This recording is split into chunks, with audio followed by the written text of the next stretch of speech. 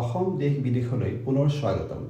আজিৰ প্ৰতিবেদনত আমি আপোনালোকৰ বাবে যুগুতাইছোঁ কেইগৰাকীমান ভাৰতীয় মহিলাৰ সফলতাৰ কাহিনী। প্ৰথমে আহিছোঁ সংগীতা বৰুৱা পিছাৰত্ৰীৰ কাহিনীলৈ। অসম সন্তান সংগীতা বৰুৱা পিছাৰত্ৰী হৈছে এগৰাকী প্ৰখ্যাত সাংবাদিক আৰু লেখিকা। যোৱা 14 ডিচেম্বৰ তাৰিখে নতুন দিল্লীত অনুষ্ঠিত হোৱা প্ৰেছ ক্লাব অফ ইণ্ডিয়াৰ নিৰ্বাচনত তেখেতে এই শক্তিশালী তথা গুৰুত্বপূৰ্ণ সংগঠনটোৰ সভাপতি হিচাপে নিৰ্বাচিত হয় আৰু অসমলৈ গৌৰৱ কঢ়িয়াই আনে।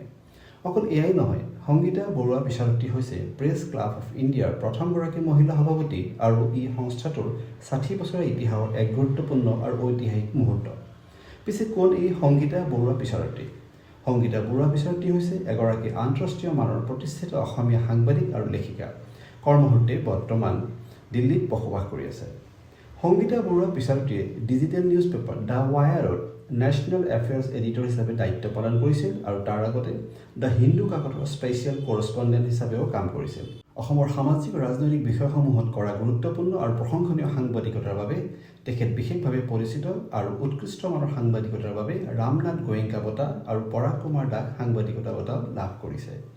তেখেতৰ এই নিৰ্বাচনে অন্যান্য মহিলাৰ বাবেও এই উচ্চ পদত অধিষ্ঠিত হোৱাৰ পথ প্ৰশস্ত কৰিলে। লগতে উত্তৰ পূৰ্বাঞ্চলৰ পৰা অহা প্ৰথমগৰাকী সাংবাদিক হিচাপে প্ৰেছ ক্লাব অফ ইণ্ডিয়াৰ ইতিহাসত তেখেতৰ নাম লিপিবদ্ধ থাকিব।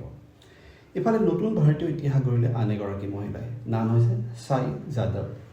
মাত্ৰ 23 বছৰ বয়সতে ছাই যাদৱে ভাঙিলে 93 বছৰ পুৰণি এক পৰম্পৰা।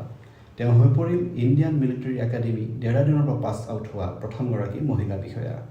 মহাৰাষ্ট্ৰৰ কোলহাপুৰৰ বাসিন্দা ছাই যাদৱ এনে এটি পৰিয়ালৰ পৰা আহিছে যিটো পৰিয়ালে বিগত 4টা প্ৰজন্ম ধৰি সেনা বিভাগত সেৱা আগবঢ়াই আহিছে।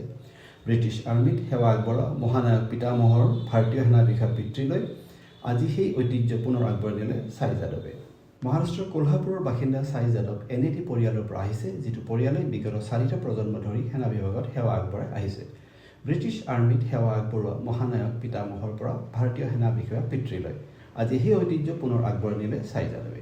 স্নাতক সম্পূৰ্ণ কৰি SSB পৰীক্ষা উত্তীৰ্ণ হৈ ছাই যাদৱে ইণ্ডিয়ান মিলিটাৰী একাডেমীত পুৰুষ কেডেটৰ সমানে কঠোৰ প্ৰশিক্ষণ সম্পূৰ্ণ কৰে।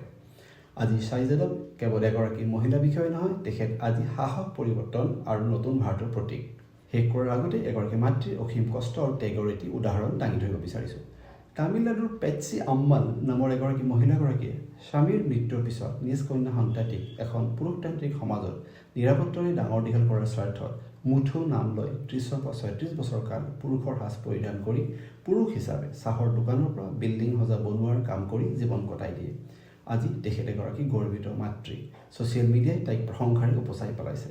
অসম দেশ বিদেশে এনে বীৰংগনা নাৰীক চেলিউট যাচিছে।